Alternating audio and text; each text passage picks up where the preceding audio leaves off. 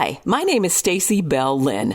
I spent 20 years working in local news, and 13 years ago, I married an NFL player turned coach, Anthony Lynn, and joined the world of NFL superwives.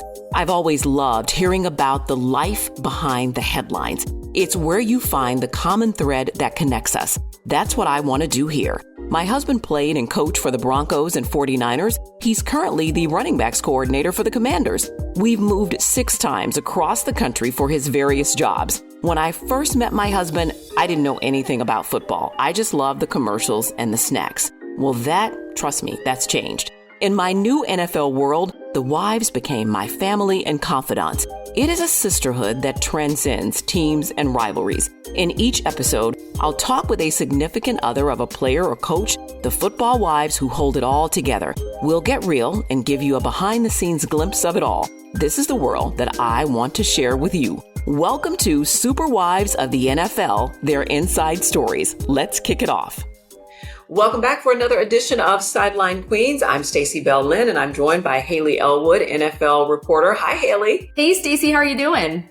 I'm doing well. I'm good. I didn't, don't tell Anthony I didn't stay up for the full game last night because we record on Tuesday and we had the Monday night game and just kind of got away from us in the second half. That's okay. We won't have to say anything. I'm sure. Yeah, don't worry about it. It'll be our little secret. He definitely won't be tuning into this at all.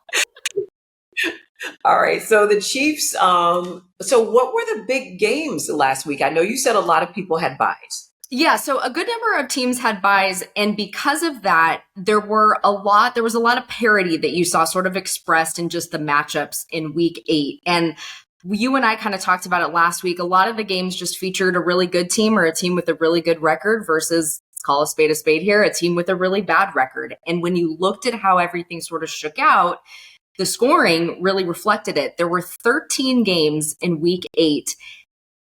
The margin of victory was 18 points, which is crazy to think about. Yeah. The teams were winning.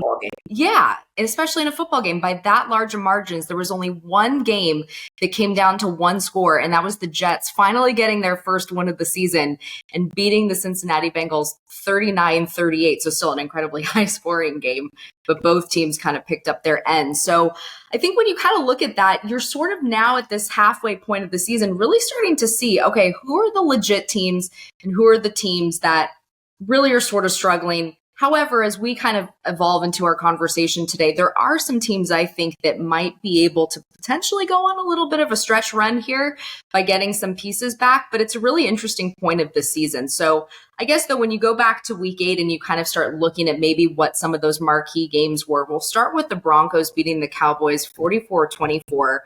And I'll be honest, I mean, you and I, we've talked a lot. There's been a lot of discussion in the media about Dak Prescott's play this season and the Cowboys offense kind of starting to get on a roll.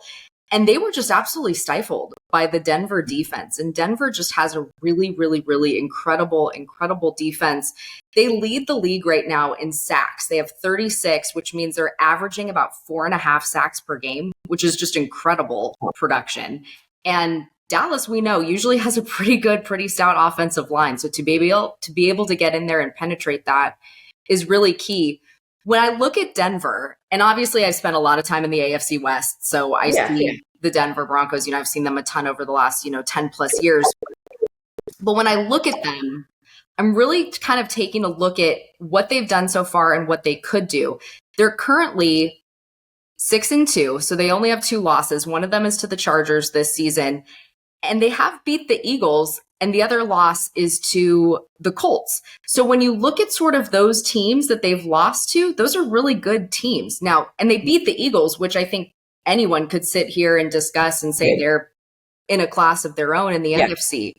But when you look at maybe the losses that they've had, they only lost to the Chargers by 3 points, and they lost to the Colts by 1 point. And it was a crazy loss that happened on the very last play of the game where the Colts went to kick a field goal. They missed it. Denver gets called for a penalty. The Colts move the ball forward, end up making the field goal to win. So really, Denver could be 7-1 right now, which is really kind of crazy when you think about it. They go to Houston next week. Houston's 3-4. They've kind of been picking up a little something here. And then Denver goes, or plays Vegas, and then they play Kansas City. So they've got 2 AFC West games back to back later. So they're a team that, I don't know, I think at this point in the season, we're really sort of kind of seeing them come into their own. And obviously a Sean Payton coach team you expect a lot from, and they did make the playoffs last year, but they're really, really surprising. And they, you know, as good as they are defensively, offensively, they're certainly getting in a rhythm. I love that. I don't know if anyone's called this, but they have this law firm in the backfield of J.K. Dobbins and R.J. Harvey, these two guys with initial names who are just getting the job done. And R.J. Harvey, rookie second round pick, had 3 total touchdowns last week. They're just a really, really impressive group right now and a really composed group. And I think, I don't know, there still is a lot of football left to be played, but they're really sort of one of these kind of surprising teams right now that maybe we shouldn't necessarily be so surprised because they made the playoffs last year, but the rate at what they are winning by and how they're winning is pretty impressive, I'd say. Okay. And the other team that we were talking about could go on a run because Lamar Jackson is coming back is the Ravens. Yeah, so that's one of those teams right now. So Thursday Night Football this week is really interesting, and it's a 2-5 Ravens team versus a 2-6 Miami Dolphins team. And you'd kind of go, I mean, it's funny because Thursday Night Football was in Los Angeles last week for the Charger game. So I was talking to some people around that game and they were sort of going, oh no, like we actually loved this matchup earlier in the year. But, you know, you have 2 teams with 2 wins and you're kind of going, what's the deal? You know, oh gosh, is this going to really be a fun game? It could be because Lamar Jackson, I believe, is slated to come back this week and maybe give that team a boost. They did win last week with Tyler Huntley at quarterback when they beat the Bears.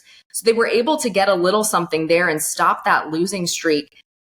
Baltimore is really, really interesting because they play the Dolphins, the Vikings, the Browns, the Jets, and the Bengals.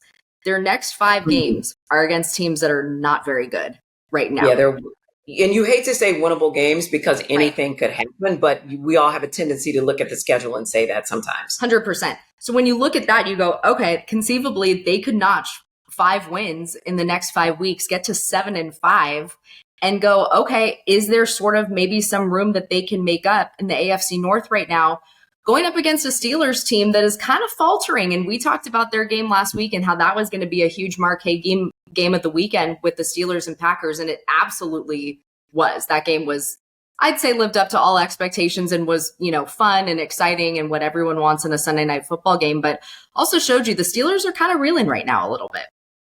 Okay. And because the Packers got the win, right? The Packers got the win. And it really almost was like a tale of 2 halves where Pittsburgh was leading at halftime. And then after halftime, Green Bay just absolutely kicked it into gear.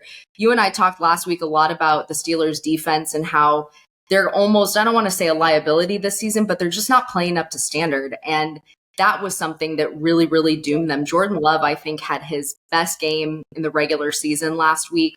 We know he just went into Dallas a couple of years ago in the playoffs and like blew the doors off that place. But regular season, he was phenomenal on Sunday. And the Steelers defense, they had no sacks on him, which is just incredible when you think of who is on that defense and how much money also is tied into that defense. And then I think just the general storyline of, you know, Aaron Rodgers being there and going up against his former team. And he didn't get the win. The Packers were the only team that he hadn't beat, and he didn't get that win. But I actually was also very, I don't know if impressed is the right word, but sort of surprised at how many Packer fans were in Pittsburgh because you could hear the "Go Pack Go" chants. But Okay. I do have to say, as someone who's watched a lot of Green Bay football, because my dad is a huge Packers fan, the Steelers and the gold helmets, Aaron Rodgers under center for them, and then hearing "Go Pack Go," it was like a mind warp watching that game. Sometimes you have to tell yourself, oh no, they're the other team, and then they're in Pittsburgh and you hear the crowd chants, and it was just so funny. It was like a crazy experience, but that was a huge game. And so the Steelers now, unfortunately, they play the Colts and then they play the Chargers. So we're going to learn a lot about that team over the next couple weeks too.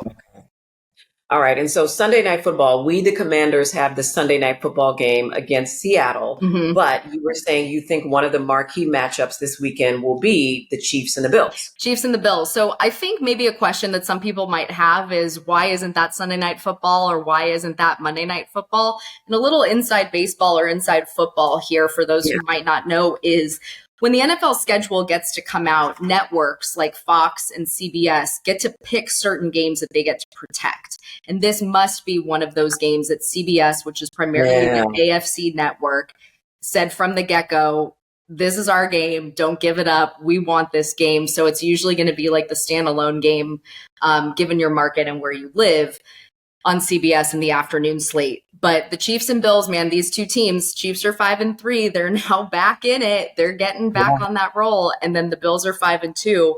And the Bills finally got right after that 2-game losing streak that they were on. They had a bye. They came back. They won. The Chiefs are now on a 3-game win streak. And they play this game, and then they go into their bye in week 10. So I think, this is one of those marquee matchups. We think a lot in the last maybe couple decades of, Manning versus Brady and everything that came with Colts and Patriots. And I think now for this next generation, Bills Chiefs is certainly what that was. And these are two teams that we know will always meet in the postseason, just like check it, set the date at some point. They're going to be meeting, and they always deliver in terms of the thrills and the excitement. And so I think usually the Bills get sometimes the best of the Chiefs in the regular season, but then the playoffs happen and it seems to kind of Freaky Friday and flip around. But this is definitely going to be one of those huge games of the weekend that could have massive implications for the AFC down the road. And I always like these stories too, like just knowing the coaches involved here. McDermott was like, I don't know if you say a disciple, but, I think they coached together at some point. So it's always cool to see like, the person who was on the staff come up and like he's head coaching against his former head coach. I love those stories too. Those stories are always great. And I think you and I have obviously been around the NFL in different ways, but no, it's an incredibly small world and an incredibly tight connection. And, I don't even want to say the word fraternity because even as women, we know so many different people from different teams and whatnot. But the fact that those kind of like spider webs almost like linger out and kind of grow and reach different teams is just really, really cool to see. And, one guy who I'm actually super interested in watching that game is Joey Bosa, who has a ton of familiarity with Patrick Mahomes. Oh, that's right. He's in Buffalo. Because he's in Buffalo now. Yeah. A ton of familiarity with Mahomes, a ton of familiarity with the Chiefs. Can he kind of use that to his advantage to know sort of the ins and outs of how that team operates? I mean, obviously the Bills, again, the Chiefs are a very familiar opponent, but Joey specifically has so much knowledge having played against them, 2 times a year for the last X amount of years. Right. Okay. So last question. I saw something the other day that's already if the playoffs started today. Are we already projecting who would be in the playoffs and at what seed now? We are projecting. It is. There are some people that start projecting in like week 3, and that's like a little too early. But if the playoffs started today, the Colts in the AFC would currently have the 1 seed. They're currently 7-1. And then your divisional leaders would be the Patriots in the AFC East, the Broncos in the AFC West, the Steelers in the AFC North. And the Steelers in the AFC North, because the Colts would lead the AFC South. And then your wild card teams would be the Bills, the Chargers, and now the Chiefs, who have jumped ahead of the Jaguars because they just have one more win because the Jags were on a bye.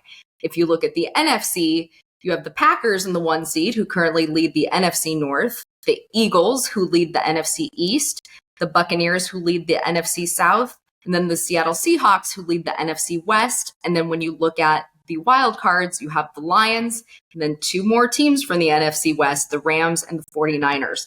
So what's interesting is when I look at their records, the Seahawks, Lions, Rams, and 49ers all have 5 wins. And when you look at that NFC West, 3 of those teams have the exact same amount of wins right now. So there is going to be definitely some infighting as the season rolls on as to maybe which one of those teams is going to kind of strive above and maybe come out on top. And will all 3 make the playoffs towards the end of the year? I don't know. We'll see. But it's happened, certain things have happened before in terms of 3 teams from a division getting in. But we are at this halfway point, and there's a lot of football, as we said, still left to be played. But like I said, we're kind of figuring out, okay, who are some of these teams that have it going on? We know we'll see them in January. And then maybe who are some of these other teams like the Ravens who might, at this point kind of start figuring it out and seeing if maybe they can get some help in other ways to go on a run here.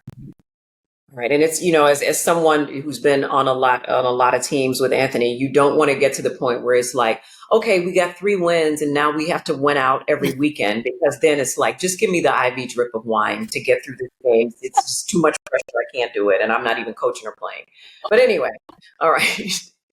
Haley, thank you. IV drip of wine sounds great on any given Sunday at this point. But it could be a blowout game and I take the IV drip of wine. But yeah.